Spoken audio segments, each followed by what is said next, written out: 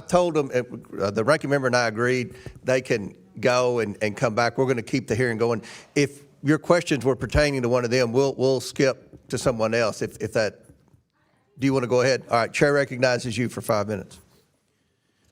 Thank you, Mr. Chair. You know, I have prepared some remarks that I definitely want to get to about the importance of childcare funding for all of us in all of our districts. I think we all recognize that we are in a childcare crisis. We have lost so many parents, especially women, from the workforce because they just cannot find adequate childcare. But I have to start by addressing some of what we have heard in this committee so far today. I didn't get myself together to ask any of my colleagues to yield to for a question, so I'll ask you, and if you don't know the answer, it's okay, I do.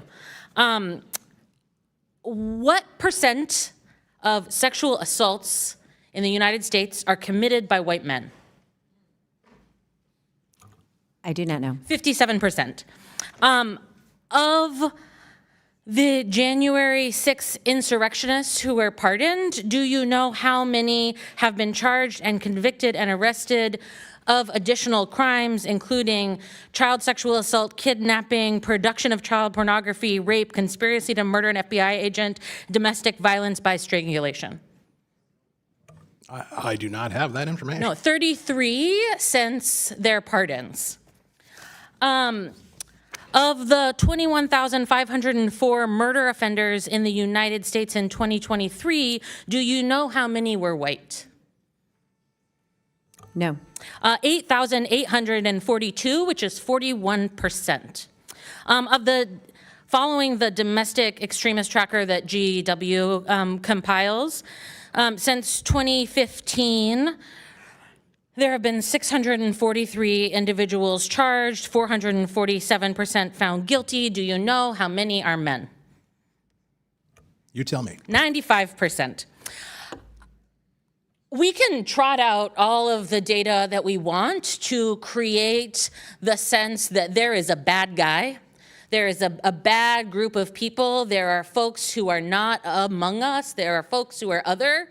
And I think we should spend a lot more time looking at ourselves, looking at American citizens, looking at white men who are committing violence at disproportionate rates in our country, who are committing crimes at disproportionate rates in our country, including the President of the United States, who is sitting at 1600 Pennsylvania Avenue, as so many of my colleagues have pointed out. I also want to say, you know, I've heard a lot about the Somali donors to political campaigns. We all acknowledge, right, that you cannot donate to a political campaign in the United States unless you are an American citizen, right? I'm just going to acknowledge that. You know who else is getting rich as a campaign donor? The expense of the U.S. taxpayers and because of the decisions that this government has made. Yes, Elon Musk, but also billionaire Paul Singer, a Trump donor who is getting rich off the military actions that this president engaged in Venezuela. Now about childcare. $7 for every $1 spent on childcare and early learning are returned to our U.S. economy. It's good for families. It's good for kids. It's good for our economic growth. But we are still facing a childcare crisis in this country. Chair Robbins, I understand that you have 3 kids and that they were enrolled in daycare at one point before you became a stay-at-home mom. What would your reaction be to an unknown, potentially armed, angry individual showing up at your home with a camera, demanding to enter while your children were at home? So we used a neighbor to do our childcare. What if they showed up at your neighbor's house?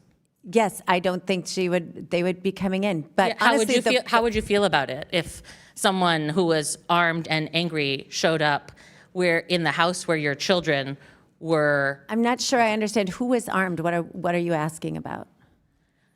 Thank you. I imagine you'd be scared. I think many families would be scared if that happens to you. I want to share a story of a provider from Washington State who said, following this these fraud claims and the demonization of Somali Americans and childcare providers. 3 adults came into her home and banged on her door, startling the children in her care. The children were frightened and confused. She's been receiving repeated death threats by phone and voicemail. Individuals have returned multiple times, sometimes 2 or 3 times a day, parking outside the home and monitoring activity. They recorded families arriving and leaving. As a result, families felt unsafe and some withdrew their children from care. A nearby provider closed their program entirely due to fear. Another provider shared that she was approached by a man with a gun outside her home who interrogated her about her childcare program, and she is now too scared to step outside. Providers aren't answering the phone anymore because of all the threats, which means that parents aren't able to get in touch with staff regarding their children's care. Mr. Chairman, order. Gentlelady's time's expired.